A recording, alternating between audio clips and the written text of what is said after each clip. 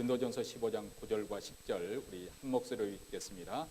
나는 사도 중에 지극히 작은 자라 내가 하나님의 교회를 핍박하였으므로 사도라 칭함을 받게 감당치 못할 자로라. 그러나 나의 나된 것은 하나님의 은혜로 된 것이니 내게 주신 그의 은혜가 헛되지 아니하여 내가 모든 사도보다 더 많이 수고하였으나 내가 아니요 오직 나와 함께 하신 하나님의 은혜로라. 아멘. 지난 겨울에 모처럼 저희 온 가족이 영화를 보러 갔습니다. 지금까지 몇 차례 시도를 해봤지만은 제 마나님께서 영화를 보시다가 주무시는 관계로 한 번도 만족스럽지 못했는데 이 영화를 보고 난 다음 좋은 영화 보게 해주셔서 고맙다는 이야기를 들었습니다. 저도 사실 조금 염려가 됐었거든요. 영어가 완전히 우리가 이해할 수 있는 것도 아니고 더군다나 영어로 노래를 부르는 뮤지컬 영화이기 때문에 과연 얼마나 잘 이해하면서 지루하지는 않을까 하는 염려가 있었는데 아주 끝까지 잘 잠들지 않고 잘 보았습니다. 레미제라블을 아마 지난 겨울에 방영됐던 건데 원래 이 레미제라블은 그동안 그 빅톨 유교에 의해 쓰여진 그 소설책을 바탕으로 해서 뮤지컬이 그동안 수없이 많이 무대에 올려졌던 것이고 그리고 최근에 이 뮤지컬이 영화로 제작돼서 히트를 쳤습니다. 이 레미제라블은 혼란스러운 프랑스 혁명식에 비참한 삶을 살았던 민중들의 그 여한을 그 배경으로 해서 나타낸 소설입니다. 이 레미제라블이라는 그 제목, 그 뜻은 불쌍한 사람, 비참한 사람이란 그 뜻, 제목만 들어도 고통받는 사람들에 관한 내용이라는 것을 우리가 짐작할 수 있지 않겠습니까? 굶어 죽어가는 그 조카들을 두고 볼 수가 없어서 빵 한 조각을 훔친 그것으로 인해서 체포가 되어지고 그것으로 인해서 감옥소에 끌려 들어가는데 매번 그 조카들을 생각해서 탈출을 시도하다가 그만 장장 19년이라는 감옥 생활을 하게 됩니다. 그리고 19년이 지난 다음에 가석방으로 출소를 하는데 어디 가나 이 전과자는 딱지, 이 노란 딱지를 항상 지니고 그것을 제시해야 되기 때문에 아무 곳에 누구도 그를 환영하지도 않고 천대를 받고 그리고 인간 대접을 제대로 받지 못하죠. 이런 그를 미리엘 주교가 아주 친절하게 그를 영접하고 그리고 따뜻한 저녁식에 초대를 해줍니다. 그런데 주인공인 장발장은 배은망덕하게도 그 저녁 식사 때 보아뒀던 은그릇을 훔쳐서 도망치지요. 그리고 다음날 아침 경찰에 붙잡힌 그가 그 주교 사관에 다시 끌려왔습니다. 경찰이 확인합니다. 주교님, 이 그릇이 주교님 것이 아닌가 확인해 주시죠. 그래 주교님이 반갑게 그를 맞이하면서 다시 오셨군요. 참 다행입니다. 내가 이 은초대까지 드렸는데 왜 이것은 빠뜨리고 갔습니까? 하면서 그 장발장의 죄를 덮어줍니다. 그래서 그 경찰이 더 이상 장발장의 죄를 묻지 않고 풀어주고 가죠. 그러자 주교는 장발장에 부탁을 합니다. 내가 준 이 돈은 당신이 정직한 사람이 되기에 힘쓰는데 쓰기로 저와 약속한 것을 절대로 잊지 마시기 바랍니다. 이렇게 놀랍게도 주교로부터 놀랍게도 이런 관용과 용서를 경험한 장발장은 이전과 똑같은 삶을 살아갈 수가 없었습니다. 그 후로 그의 삶이 완전히 바뀌어지고 그리고 그도 다른 사람들에게 은혜를 끼치는, 은혜를 베푸는 그런 너그러운 사람으로 살아가는 것이 바로 이 메인 그 주된 줄거리 내용입니다. 은혜가 그를 변화시키고 은혜의 삶을 살게 하는 것이죠.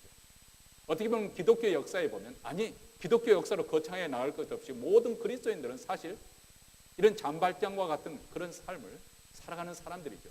하나님부터 은혜를 받고 그 은혜 때문에 변화가 되어서 은혜의 사람으로 살아가는 스토리입니다. 근데 기독교 역사에 이런 장발장과 같은 아주 극적으로 회심이 이루어지고 그리고 그 은혜로 살아가는 사람이 한 인물이 등장을 합니다. 가장 대표적인 사람을 꼽는다면 바로 오늘 고린도전서를 쓴 사도 바울입니다. 그도 은혜를 체험한 후에 은혜의 사람으로 살아가는 그런 모습을 보여줬습니다. 지난 기독교 2000년 역사 속에서 예수님 다음으로 가장 위대한 사람을 한 분 꼽아라고 한다면 굳이 꼽는다고 한다면 아마 사도 바울이 아닐까 싶습니다. 사도 바울이야말로 유대교에서 나온 한 분파로밖에 역임을 받지 않았던 이 기독교를 세계적인 종교로 탈바꿈하도록 그렇게 하는데 지대한 공헌을 세웠던 사람입니다. 예수님의 그 가르침과 그리고 대속의 죽음, 부활 이 모든 사건을 사도 바울이 하나님의 계시로서 그것을 해석해 주셔서 신앙의 진수를 우리에게 전수해 주는 이 신약 성경 3분의 1을 바로 바울이 썼습니다.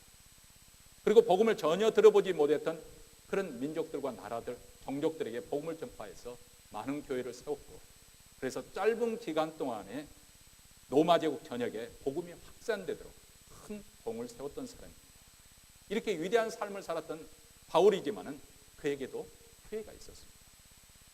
여러분 바울의 서신서를 살펴보면 이런 바울의 후회가 가끔씩 등장하는 것을 볼 수가 있습니다. 그것도 아주 뼈아픈 후회이죠. 우선 디모데전서 1장 13절에 보면 이렇게 고백을 합니다. 내가 전에는 해방자요 핍박자요 호행자였으나 도리어 궁유를 입은 것은 내가 믿지 아니할 때 알지 못하고 행하였습니다. 내가 믿지 아니할 그때 이전에는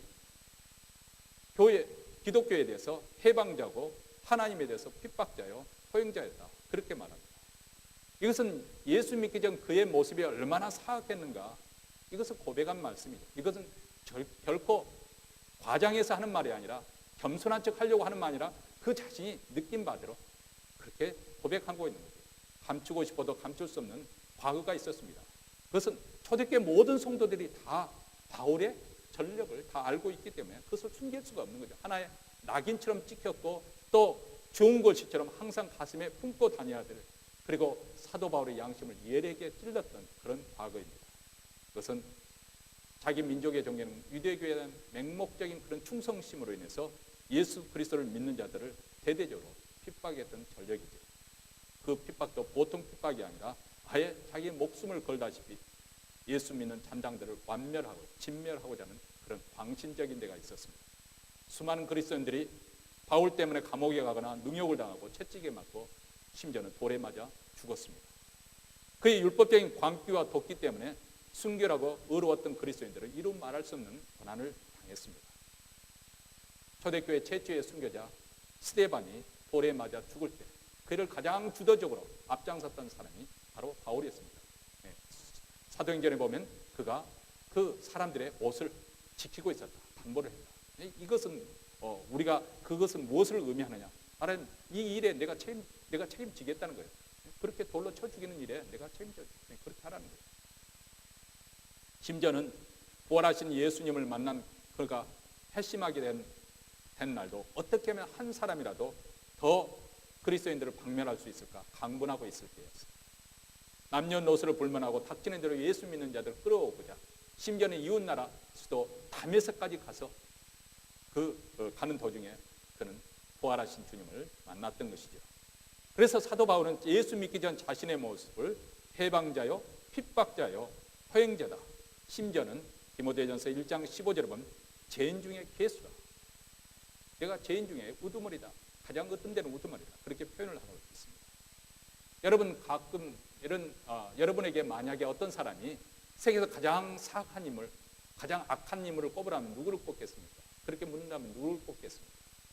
아마 어떤 사람들은 번쩍 떠오르는 사람이 아돌프 히틀러를 떠들 수 있겠고 또 스탈린 치아 시대 때 그 공산주의 혁명을 실험하다가 2천만 명이 굶어 죽고 또 처형을 당해서 죽고 2천만 명이 죽었습니다.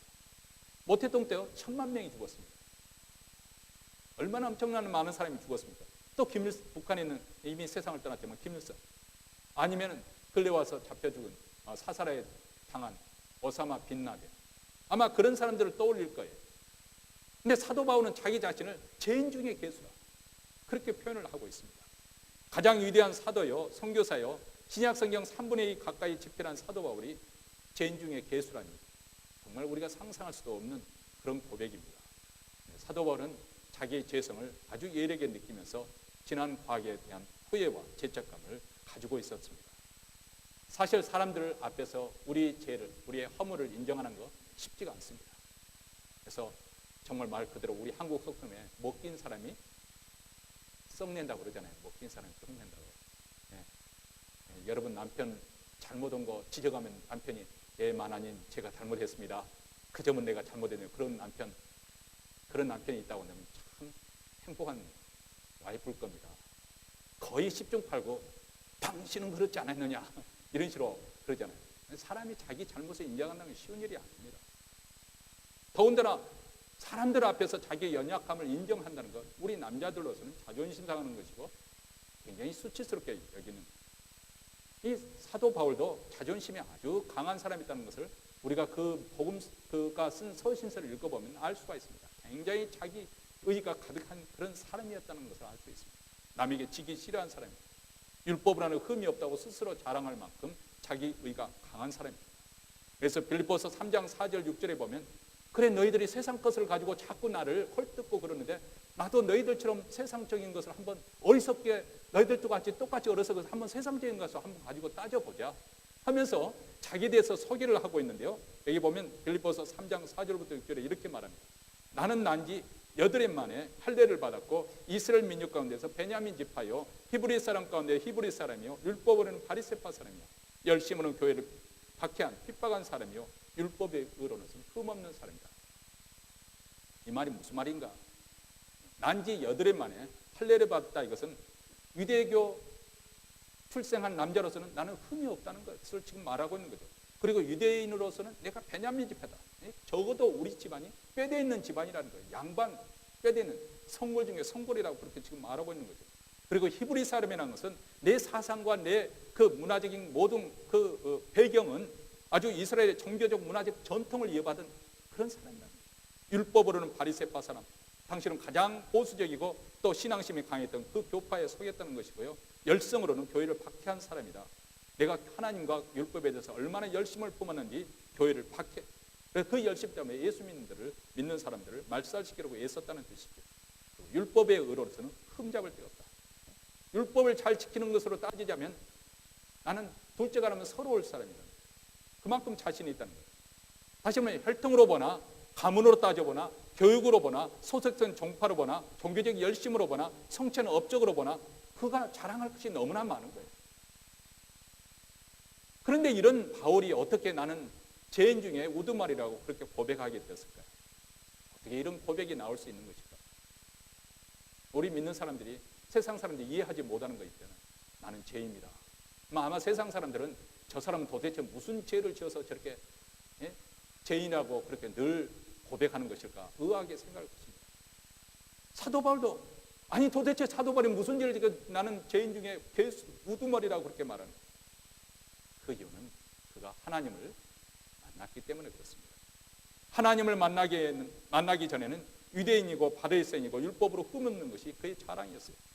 요즘으로 말하면 세상적으로 보는 아이비리그 나와가지고 아주 미국 주류 월스트리트에서 금융가에서 아주 탁월한 성적을 냈고 그리고 고액의 그 연봉을 받으면서 가정도 아주 행복한 가정에서 자녀들도 잘 자라고 그리고 교회 출석도 잘하고 봉사도 잘하고 사회적으로도 이렇게 사람들을 어려운 사람을 도와주고 흠잡을 데가 없는 그 사람이 바로 사도 바울이었다는 거예요.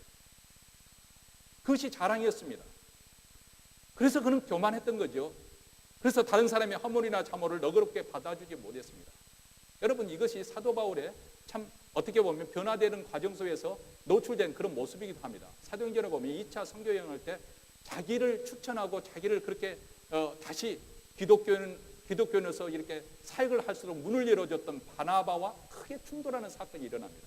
그것은 바나바의 생길 마가를 데리고 갈 것이냐 말 것이냐. 바나바는 이 젊은 사람이 1차 선교여행에 그렇게 도중에 돌아갔던 것은 젊은 사람에게 실패할 수 있는 거다. 우리가 다시 한번 기회를 주자.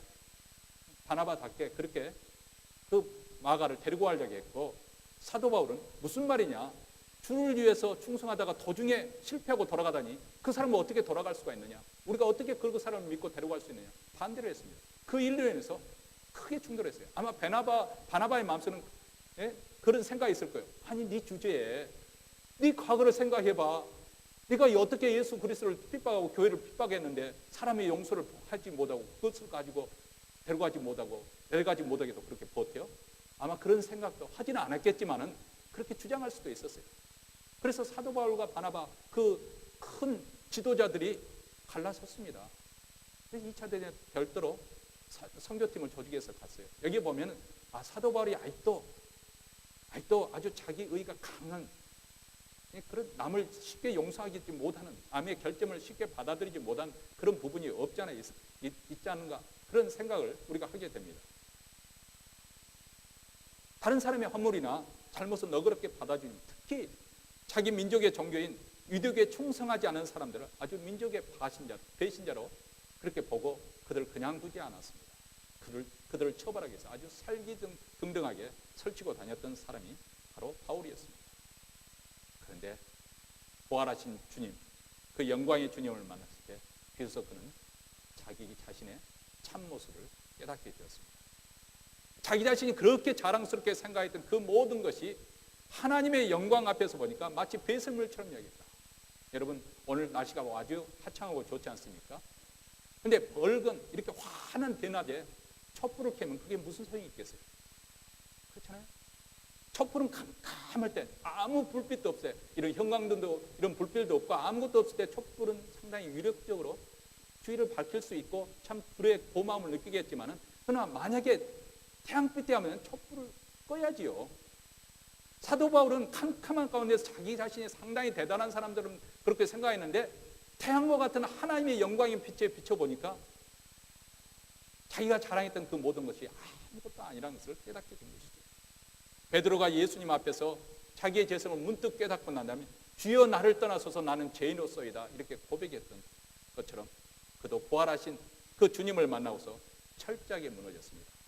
그의 세계관, 그의 신앙관, 그의 인생관, 그리고 그가 자랑했던 그런 모든 영적 그런 체계, 그리고 훈련 받았던 것, 그리고 그의 열심히 있는 신앙생활, 그리고 그의 내면 세계, 그동안 그가 그렇게 자랑스럽게 내세우고 싶을 만큼 자랑스럽게 붙잡았던 그 모든 것 자랑거리가 다 산산조각이 나는 것을 그렇게 느꼈습니다. 자기가 자랑했던 그 의의가 하나님 앞에서는 정말 냄새나는 헌 누더기와 같다는 것을 깨닫게 된 것입니다. 여기에 그의 진정한 회심이 이루어진 것이죠. 자기 자신이 머리끝부터 발끝까지 죄인됨을 철저하게 인정하게 됩니다. 바로 그 순간 그에게 새로운 신앙의 문이 열리게 된 것입니다.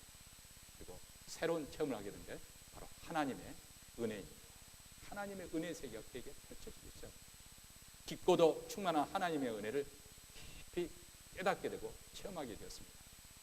그는 예수를 대적하는 사람이요, 예수 믿는 줄 핍박했던 사람이요, 도저히 그러기 때문에 사도가 될 수 없는 거예요. 사도 되는 자격 욕구 중에 하나가 예수님이 출입할 때부터 그것을 목격하고 함께 동고동락했던 거나 아니면 예수님의 부활 사건을 목격했던 사람인데, 사도 바울은 그 12 제자들을 끼지 못했던 사람이고 오히려 교회를 핍박했던 사람이에요. 물론 사도 바울이 나중에 예수님 부활을 하신 부분을 목격하면서 주님으로부터 직접 부르심을 받아 사도가 되었지만, 사실 자격 요건으로 따지면 사도 바울 그 사도라고 부르심을 받을, 이렇게 대접을 받을 만한 하등의 조건이 없었죠. 그래서 그것이 사도 바울을 항상 따라다니면서 다른 그 교회 성도들에게 빌미가 되어서 시비거리가 되었던 것 중에 하나입니다. 그런데 그가 부르심을 받아서 이방인들을 위한 사도가 되었습니다. 그리고 기독교의 주뜻들로는 위대한 사도로 거듭났습니다. 어떻게 이런 변화가 가능할까? 어떻게 이런 일이 일어날 수 있을까? 무엇이 이렇게 사도 바울을 변화시킨 것일까요? 사도 바울은 자신에게 일어난 일을 오늘 본문에서 이렇게 고백을 하고 있습니다. 오늘 본문 말씀 10절 한 목소리로 읽겠습니다. 그러나 나된 것은 하나님의 은혜로 된 것이니 내게 주신 그의 은혜가 헛되지 아니하여 내가 모든 사도보다 더 많이 수고하였으나 내가 아니요 오직 나와 함께 하신 하나님의 은혜. 하나님의 은혜가 아니고서는 내가 일어난 이 사건, 일어난 이 모든 것을 설명할 길이 없다는 거예요. 아마 여기에 앉아 계신 여러분들도 마찬가지라고 생각합니다. 가만히 앉아서 여러분의 지난날 지금까지 살아온 그 과정을 한번 이렇게 회고해 보면, 내가 이 자리에 앉아 있던 거, 하나님의 은혜에는 다르게 표현될 길이 없죠. 예전에 제가 초기 목회 시작할 때 이제 목사님들 모여서 이제 나이 드신 목사님이 가끔 이제 말씀을 전할 때, 또 목사님이 목회 경험을 통해서 어떻게 목사님께서 사역을 해왔는지 그렇게 한번 좀 나눠달라고 그렇게 말하면 다 하나님의 은혜지요. 이구동성으로 그렇게 말해서, 야 목사님들이 조금 가시게 쩔어가지고 좀 겸손한 모습으로 그렇게 하는 것이 아닌가. 이 기독교는 겸손의 종교니까 그런 생각이 좀 스쳐 지나가고 그랬었는데 제가 이제 목회 이곳에서 이제 20년째 하다 보니까 돌이켜 보니까 정말 하나님의 은혜입니다. 하나님의 은혜 없이는 정말 어떻게 20년 여기까지 왔을까? 가끔 선교사님이나 목사님이 제가 여기서 20년 이루고 있습니다. 저는 부족해서 여기서 이루고 있습니다. 그 타조가 이렇게 도망치다가 도망갈 곳이 더 이상 없으면 머릿속에 탁 대가리를 쳐박아 놓고 자기는 머릿속에 쳐박아 놓으니까 보이지 않는다고 생각하는 거죠. 그것처럼 제가 바로 몬트레에서 머리를 탁 쳐박고 이러고 있습니다. 저는 그렇게 말하면 목사님 대단하십니다. 한 교회에서 20년 있다네요. 대단하십니다. 그렇게 칭찬하면 그런가? 하나님의 은혜입니다. 하나님의 은혜. 우리가 지금 이 시간 예배 자리에 나온 거 하나님의 은혜 아니고는 다른 길로 설명할 수가 없습니다. 사도 바울 사람도 마찬가지예요. 하나님의 은혜로 창세전에 그가 하나님의 쓰실 그릇으로 선택이 되었다는 거예요. 하나님의 은혜로 구원으로 부르심을 받았다는 거예요. 그리고 하나님의 은혜로 인해서 그의 영적 무지와 거짓된 잘못된 열심으로 해서 하나님을 대적해 했는데 그가 제사함을 받고 용서함을 받았다는 것입니다. 그리고 하나님의 은혜로 이방인을 위한 사도가 되었습니다. 하나님의 은혜로 그가 부르심을 받은 대로 사명을 끝까지 감당하게 되었습니다. 그리고 하나님의 은혜로 구원의 계시를 기록에 남습니다. 신약 성경을 남겨서 후대 복음의 진술을 남겨주었습니다. 이렇게 보면 우리 기독교인의 신앙생활은 한마디로 표현하면 은혜로 시작한다. 우리 신앙의 근원이 어디 있느냐? 은혜라는 거예요. 은혜로 시작해서 평강에 이르는 것이 기독교 신앙생활이다. 이렇게 말할 수 있을 것입니다. 여러분 바다로 흘러가는 그 도저히 흘러가는 그 강물도 처음에는 처음부터 이렇게 아주 되어왔던 그런 바다 그렇게 되어진 강물이 아니죠. 처음에는 아주 폭이 좁은 그런 강물 더 올라가면 조그만 지류 시냇물이 쫄쫄 흘러서 그것이 점점 펴가는 거예요. 근데 그 시냇물 더 타고 올라가 보면은 산 기슭가 어느 곳에 샘물. 그리스도인 삶에 있어서 은혜라고 하는 것은 바로 이 샘과 같습니다. 이것이 모든 신앙생활의 근원이 되고 원천이 된다는 거예요. 이것이 흘러서 그 결과 그 종착역이 바로 평강에 이르게 된다. 그러니까 우리 기독교인의 신앙생활은 바로 은혜로 시작되어서 은혜 가운데 진행되다 평강으로 흘러 들어가는 거예요. 여러분 여기 계시는 권사님 가운데 사극 드라마를 좋아하시는 분들 있을 거라고 생각합니다. 언제 방영이 됐는지 모르는데 제가 제목을 들었어요. 이산이라는 그 사극 드라마가 있었는데 아마 대강 줄거리가 조선시대 때 정조 왕과 신하 정약용과의 그 중심으로 해서 이루어지는 그런 것으로 제가 이렇게 알고 있습니다. 여기 보면은 이 정조 왕이 정약용을 굉장히 좋아합니다.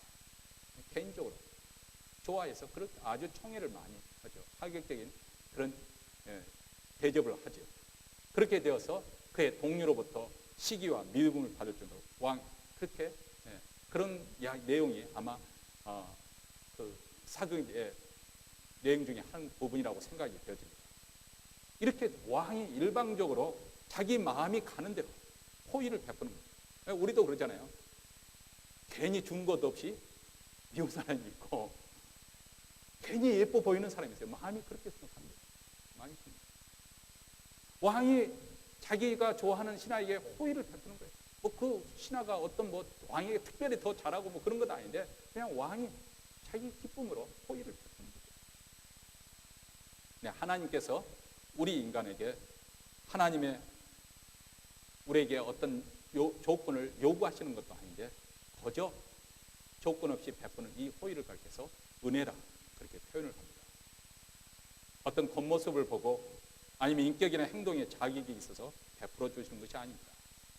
전혀 받을 만한 자격도 없고 요구도 할 것도 없는데 일방적으로 우리에게 베풀어 주신 것 이것을 은혜라고 합니다.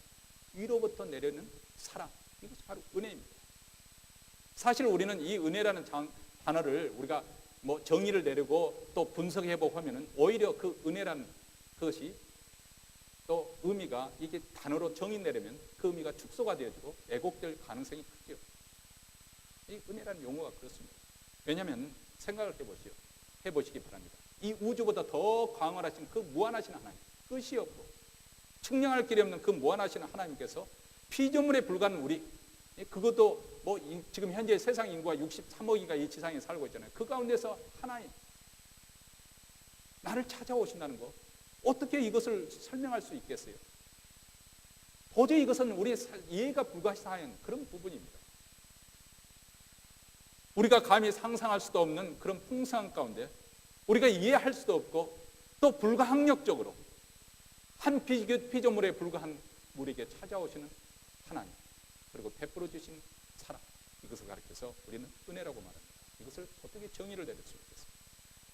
이 은혜를 우리 그리스도인들이, 여기 앉아있는 여러분들이 입은 것입니다. 인간 역사를 살펴보면 세상은 언제나 혼란과 혼돈 가운데 있어왔던 것을 하루도 편안할 날이 없습니다. 지금 이 순간 우리가 예배를 드리고 있지만은 뭐 우크라이나나 아프가니스탄이나 이라크나 이집트는 할 것 없이 지금 세계에 들끓고 있는 나라가 얼마나 많습니까? 지금까지 인류 역사가 시작하면서 한 번이라도 제대로 된 항구적인 평화가 이룬 적이 있습니까? 뭐 정치가들이 모여서 조약을 맺고 뭐 또 어떻게 방지책으로 대비를 세우고 했지만 한 번도 그것을 지켜진 적이 없어요. 유엔이 존재, 그 평화를 위해서 유엔이 조직되어 있지만 유엔이 무슨 소용이 있어요? 강대국들도 자기들이 필요하면은 그 유엔을 통해서 압력을 넣고 또 필요하지 않으면 그냥 적단적으로 행동해버리고 그러는 것이 바로 세상 질서 아니에요. 강자가 지배하는 그런 논리로 하는 것이 움직이는 것이죠. 이렇게 세상은 문제를 해결해 보려고 아무리 애쓰지만은 사실 정작 문제의 핵심이 무엇이고 또 어떻게 하면 문제를 해결할 수 있고 또 그것을 어떻게 해결책을 갖는다 해도 해결할 수 없는 것이 바로 이 세상, 그 힘의 논리로서는 아무것도 해결할 수 없다는 것, 지금까지 인류 역사에 그것을 증명해 왔지 않습니까? 모든 게 다 이것저것 시도해서도 실패로 끝났습니다. 그런데 기독교의 탁월한 점은 마치 퍼즐이 딱 이렇게 맞춰지는 것처럼 지금 현재 복잡하게 돌아가고 혼란 가운데 있는 것 같지만은 기독교 진리의 말씀에 의해서 이 세상을 보고 인생을 보면은 그 원인을 정확하게 진단하게 되고 왜 이 세상이 이렇게 되어가는지, 왜 우리 인생이 이렇게 살 수밖에 없는 것인지, 그리고 이 문제를 어떻게 풀어갈 수 있는 것인지, 그 능력이 어디서 오는 것인지 정확하게 우리에게 말씀을 해주고 있습니다. 성경은 이 세상과 인생의 모든 문제의 원인을 죄라고 지목을 하고 있습니다. 아마 여기 계신 여러분 가운데 아직도 내가 왜 죄인이냐 그 생각을 가질 분이 상당히 계실 거라고 생각합니다. 아니, 머리로는 동의가 되지만 아직도 가슴에 절실하게 내가 정말 죄인이라는 것을 깨닫지 못하고 그렇게 신앙생활하는 분도 분명히 있습니다. 왜냐하면 나는 그래도 비교적 양심적으로 살아왔고 더군다나 바울처럼 교회를 핍박한 적도 없고 하나님을 대적하지도 않았는데 왜 내가 죄인이냐고 그렇게 항의할 분이 있을 것입니다. 근데 여기서 말하는 죄라고 하는 것은 그런 비도덕적이고 비양심적인 것을 말하는 것이 아닙니다. 여기서 말하는 죄라는 것은 소위 말하는 번죄, 인류 모든 사람들이 공통적으로 공유하고 있는 그 죄를 이야기하고 있는데 그 죄가 무엇이냐? 하나님 말씀에 순종하지 않고 거역한다는 것. 그리고 하나님으로부터 돌아서서 하나님으로부터 떠나는 것을 말하는 것입니다. 우리 믿는 사람들도 그렇잖아요. 공산주의자들처럼 이론적으로 아예 하나님 부정한 사람들도 있지만 우리 그리스도인들은 어떻게 보면 실존론적으로 무신론자들입니다. 주일 예배 드릴 때는 하나님이 살아계신다고 고백하지만 행동할 때 세상에서 나가서 할 때는 하나님이 안 계시는 것처럼 그렇게 행동을 해버립니다. 이게 바로 우리 그리스도인들의 모습 아니겠어요?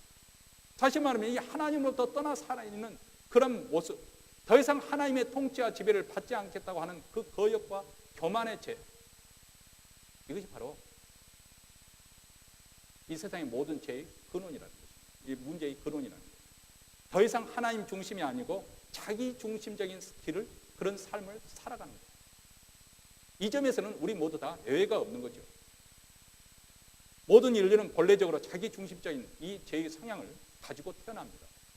또 모든 인간은 하나님을 떠나는 죄를 반복한다는 의미에서 그래서 우리는 원죄라는 표현을 쓰는 것입니다. 오리지널 신. 그리고 이 죄를 가르쳐 쓸 때는 죄들, 이 죄의 열매로 나타나는 죄들을 표현할 때는 스몰 s를 쓰지만은 이 죄라는 쓸 때는 대문자 s, si의 sin, 그것을 원죄를 말하는 것이죠. 그리고 모든 인생의 비극과 불행은 바로 여기서부터 출발한다는 것입니다. 그리고 이 굴레에서 벗어날 사람은 아무도 없습니다. 로마서 3장 23절에 모든 사람이 죄를 범하였으면 하나님의 영광에 이르지 못한다 말이 바로 이 온죄 때문에 그렇다는 것입니다. 이 온죄로 말미암아서 비참한 상태에 빠진 우리 인생을 불쌍히 여기시고 하나님께서 우리를 찾아오십니다.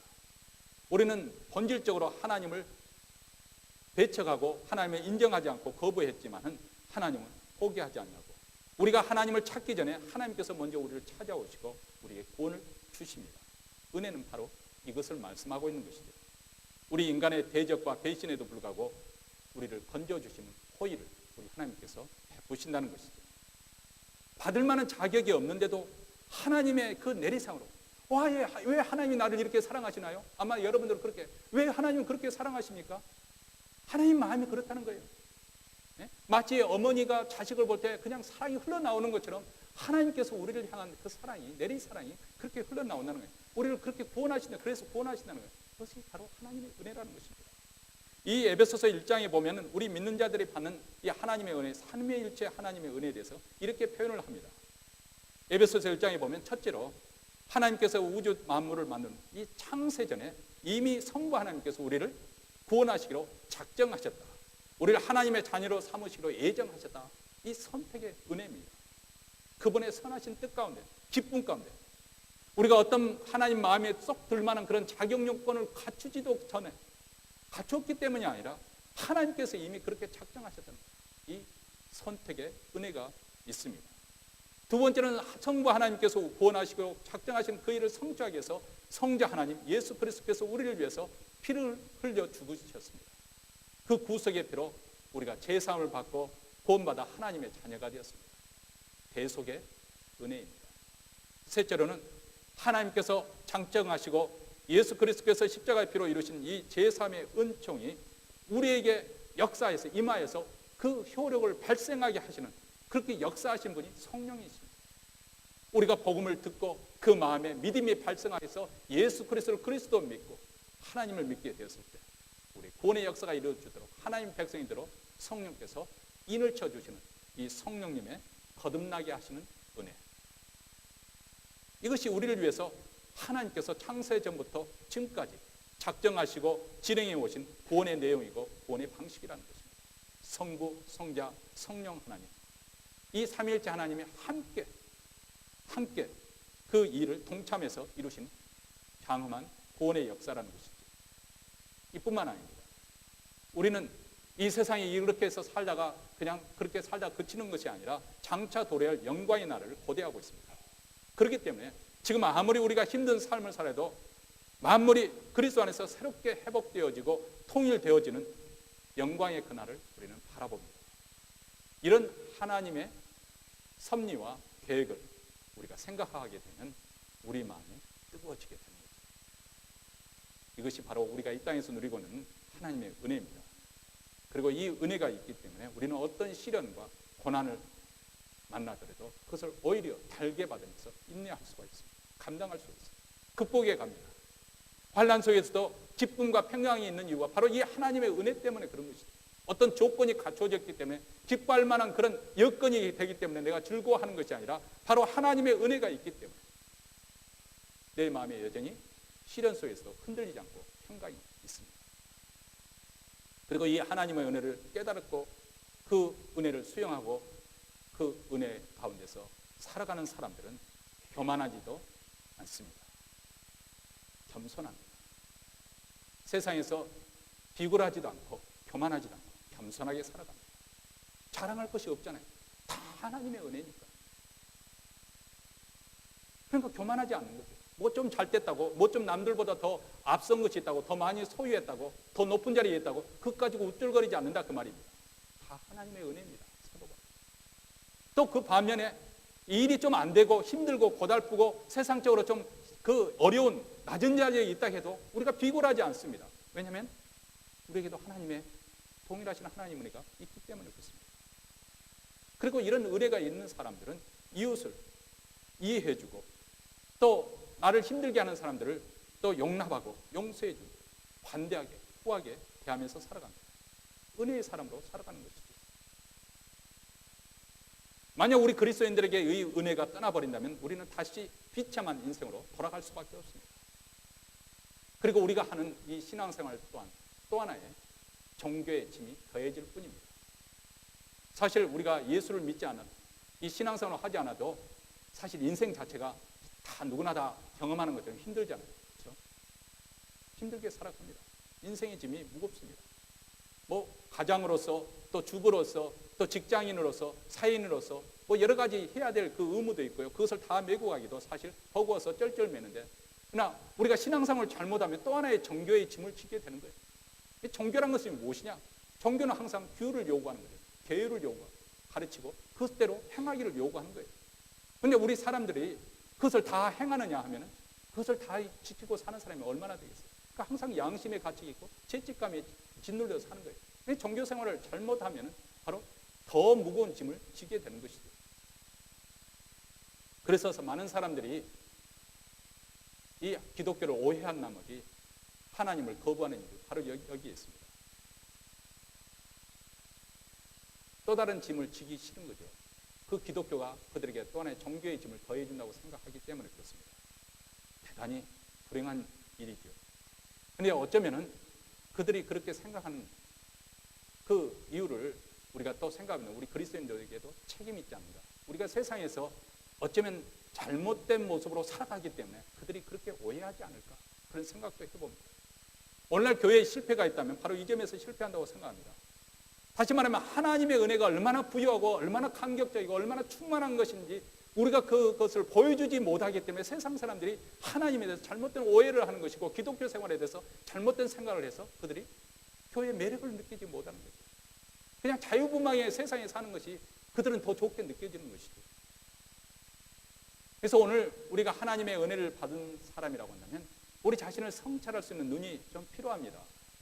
비록 내가 은혜로 신앙생활을 시작했지만 여전히 은혜 가운데 머물러 있는 것인지, 아니면 나도 모르는 사이에 어느새 신앙생활을 하다 보니까 율법주의자가 돼서 바리새인들처럼 그냥 계율을 지키는 것으로 내가 교회 생활 충실히 잘하고 또 헌금 생활 잘하고 아니면 어떤 뭐 봉사하고 무엇을 잘하고 뭐 업적을 쌓는 것처럼 생각해서 거기에 미치지 못하는 사람들을 판단하고 정죄하는, 나도 모르는 사이에 은혜 밖에 벗어나지는 않았는지 우리 자신을 성찰해 볼 필요가 있습니다.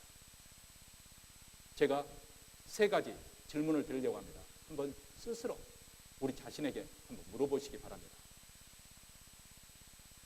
첫째로, 나는 기쁨을 가지고 자발적으로 신앙생활을 하는지 한번 물어보시기 바랍니다. 혹시 예배 출석을 억지로 하고 있지는 않습니까? 또 주께 드리는 헌금을 할 때 기쁨으로 하나님께 드리십니까? 봉사를 할 때 혹시 다른 사람의 눈을 의식해서 하지는 않습니까? 우리 직분자들이 그럴 수가 있잖아요. 예전에 그 따님 때문에 잠깐 미국에 방문하신 분이 계셨어요. 어머니가 잠깐 미국에 방문하시면서 저희 교회 출석을 하셨는데 떠나시면서 저에게 그런 말씀을 하셨어요. 목사님, 그동안 잘 쉬고 갑니다. 그래서 무슨 말씀인가 했더니, 한국에서 신앙생활 때 제가 교회 직분자인데요, 하루도 빠짐없이 거의 교회 갔거든요. 새벽기도 나가죠. 또 여성교회 있죠. 성경 공부 주중에 있죠. 수요 예배 있죠. 또 주일 예배 드려야 되죠. 뭐 어떤 봉사를 해야죠. 하루도 빠짐없이 교회 나갔고요. 근데 어떨 때는 좀 쉬고 싶은 마음이 있다는 거예요. 그런데도 혹시 내가 수요 예배 빠지면 목사님이 나를 어떻게 생각할까, 그런 마음이 들어가지고 빠짐없이 가는 것도 많고, 그러다 보니까 신앙생활에 재미가 없었거든요. 그런데 우리 교회 오니까 푸시하는 사람도 없고 또 쉴 때는 쉬면서 또 예배를 드리니까 저절로 기쁨으로 예배를 드려서 잘 쉬고 간다, 그런 말을 하더라고요. 우리도 그럴 수가 있어요. 충분히 이해가 되죠. 저는 그것이 나쁘다는 거 아닙니다. 때로는 그런 훈련의 과정이 필요할 때가 있기 때문에. 혹시나도 그것이 너무 지나친 나머지 신앙생활에 짐스러워하면서도 다른 사람의 눈을 의식해서 하는 그런 율법주의자가 되는지 우리는 조심해야 됩니다.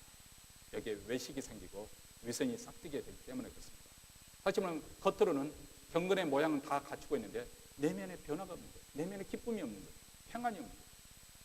그런데 은혜의 사람은 날마다 성령의 능력으로 새로움으로, 기쁨으로, 또 평강으로 채워가는 사람입니다.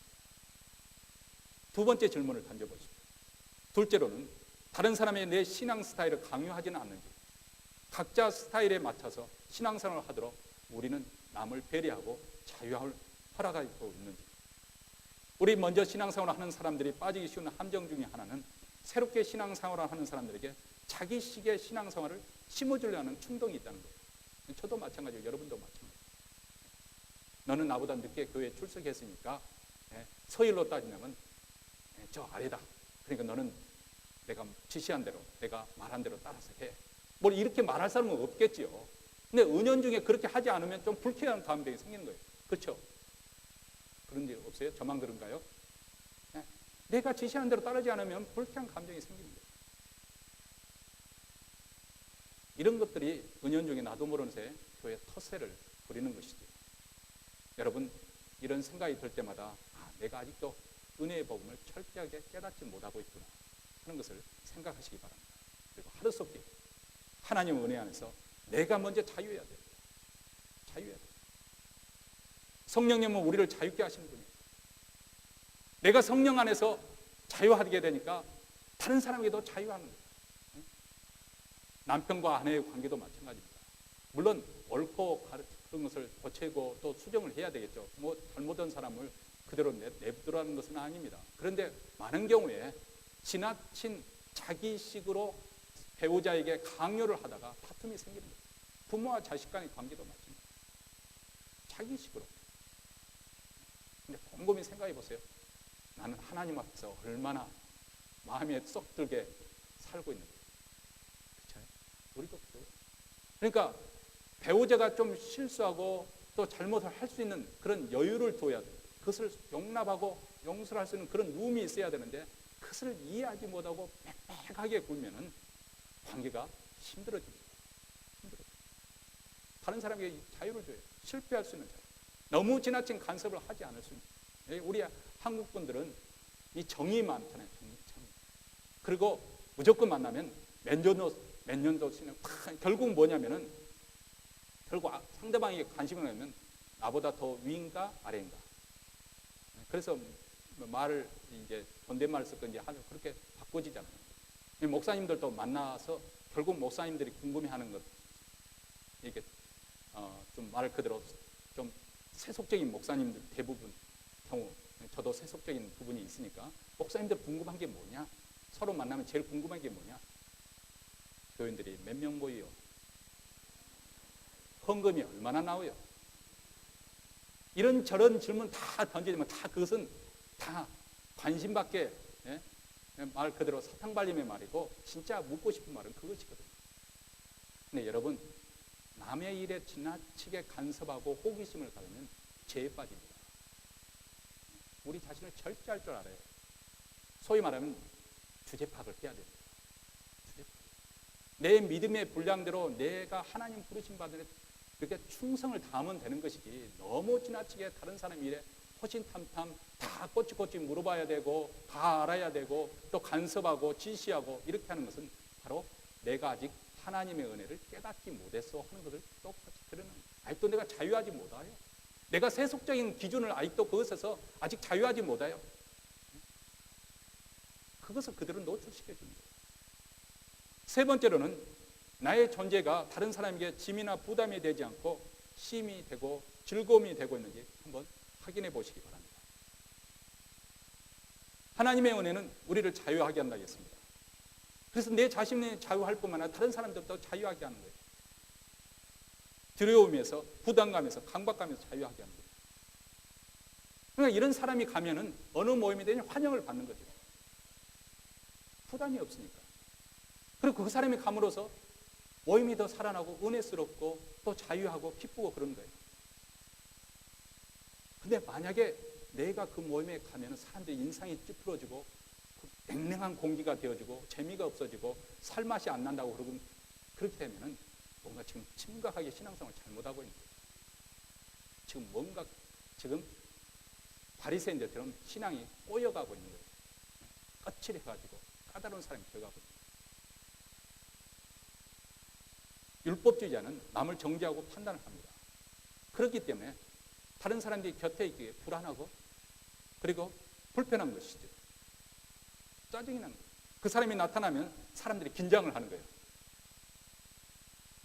그런데 은혜의 사람이 함께하면 모임이 은혜스럽고 화목하고 즐겁고 기쁨이 넘칩니다. 이런 사람들이 모인 목장 모임은 누가 자발적으로 강요해서 하는 것이 아니라 그냥 자발적으로 모이는 거예요. 강요가 아니라 자발적으로 모이는 거예요. 그리고 이런 목장 모임 속에는 안심하고 마음속에 있는 그런 아픈 그런 상처들도 그런 사연들도 다 풀어냅니다. 왜냐하면 내가 무슨 말을 하더라도 다 은혜로 감싸줄 것을 믿기 때문에, 신뢰하기 때문에 그런 것입니다. 여기에 진정한 그리스도인의 교제가 이루어지는 것입니다. 여기 진정한 교제가 이루어질 때 우리 삶에 쉼이 얻게 되고 삶의 활력을 얻게 됩니다. 하나님은 우리 모두에게 이런 은혜를 주셨습니다. 그렇기 때문에 우리는 이 은혜를 놓쳐서는 안 됩니다. 이 말은 무슨 말이냐면 은혜라고 하는 것은 하나님께서 거저 주시는 거예요. 호의로 주시는 것인데 왜 우리가 은혜를 놓치지 말아야 되는가?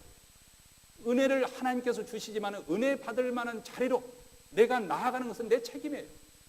다시 말하면 오늘 예배 자리에 나오는 거 은혜 받는 자리로 나오는 거지요.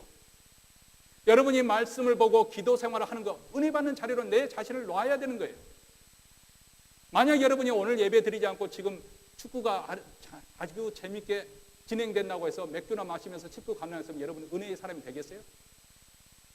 은혜는 하나님께서 주시는 거지만은 그 은혜를 받을 만한 자리에 내 자신이 나아가야 되는 것은 내 책임입니다. 내가 왜 기도 생활을 해야 되고 내가 왜 말씀을 드려야 되고 왜 예배를 드려야 되는 것인가? 내가 은혜 받기 위해서, 은혜의 바운더리에 넘어서지 않기 위해서, 은혜 안에 머물기 위해서 내가 노력하는 거예요. 몸부림을 치는 거예요.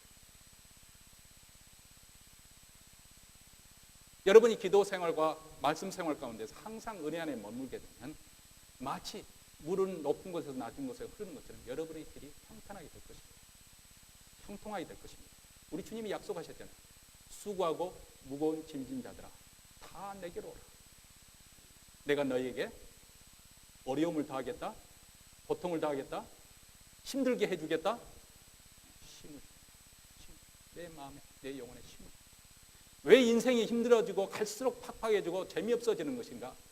우리가 하나님의 말씀을 순종하지 않고 하나님의 말씀을 배우려 하지 않기 때문에, 예수 그리스도께 나아가려 하지 않기 때문에 우리 인생이 갈수록 힘들고 세상에서 이것도 해보고 저것도 해보고 재미있게 해보려고 해도 하고 나면 더 허전하고 더 재미없어지고 더 권태로운 거예요. 하나님을 떠난 인생은 다 그렇습니다. 하나님 안에 이 은혜 안에 들어갈 때 정말 이 세상이 주지 못하는 이 세상 것으로 빼앗아갈 수 없는 그런 기쁨이 있고 평강이 있고 그리고 우리 삶에 생명력이 넘치게 되고 그래서 살맛이 나고 그래서 승리하는 삶이 그래서 이루어지는 것입니다. 우리 모두에게 이러한 은혜가 임하기를 주의 이름으로 축원합니다.